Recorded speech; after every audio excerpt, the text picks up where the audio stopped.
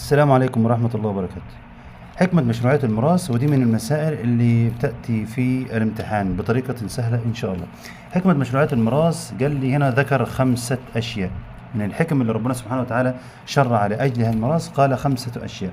أول شيء قال لي أن الإسلام حكم بأن جعل تركة الميت لمين؟ لأفراد الورثة. تركة الميت دي الصح والعدل تكون لأفراد الورثة. قال لي وفي ذلك احتراما لملكية الأفراد. ليه؟ لأنه مثلا لو كان ساب الموضوع كده وتركه، حاشا لله سبحانه وتعالى أن يفعل هذا، كان مثلا وليكن مثلا الابن الأكثر بلطجة أو الابن الكبير هو اللي هياخد التركة، مش هيدي حد. تمام؟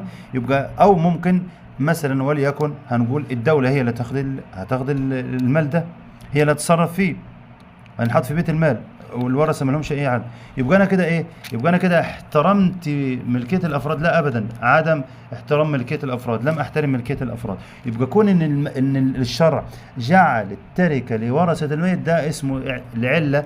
قال لي هنا العله احتراما لملكيه الافراد، جعل لك حريه في ملكك انت اللي تتصرف فيه زي ما انت عايز بالشرع. طيب رقم 2 قال لي فرض الميراث لمين؟ لاقرب الناس، لامس الناس قرابه للميت.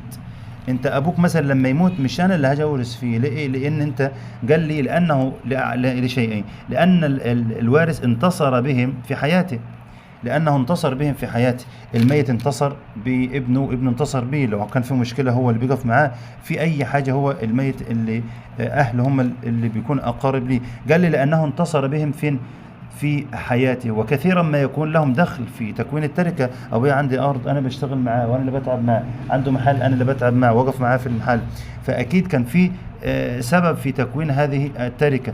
انتصر بهم في حياتي. لما يكون مثلا عندي قتل خطأ، مين اللي هيشيل الدية مع القاتل؟ قال لي الورثة. قال لي فكان الغنم بالغرم. يعني الغنم بالغرم، الغنم يعني المال اللي انا خدته مقابل الغرم اللي انا دفعته، او مقابل الشيء اللي انا غرمته من الغرامه يعني. فقال لي فكان الغرم بالغرم، الغنم بالغرم، وهذا عين العدل، هو ده العدل. طيب بعد كده قال لي حدد الشرع نصيبا لكل وارث. الشرع حدد نصيب لكل وارث. قال لي الزوج النصف، الزوجة مثلا الربع كده، يعني حدد لكل نصيب لكل فرد نصيب معين. ليه؟ قال حسما، دي العلة، حسما لمادة النزاع. إذا كان أصلا وهو في نصيب لكل واحد ويحصل فيه نزاع، فما بالك لو ما كانش حدد. كانت البنت هتقول مثلا ايه؟ لماذا؟ الأنثى هتتكلم، البنت هتقول ليه الذكر ياخد 2؟ ليه ما نكونش زي بعض، مساواة زي ما احنا بنقول. ده أبسط مثال. إذا كان الوقت بتاخد النص وبيمنعوها من الميراث،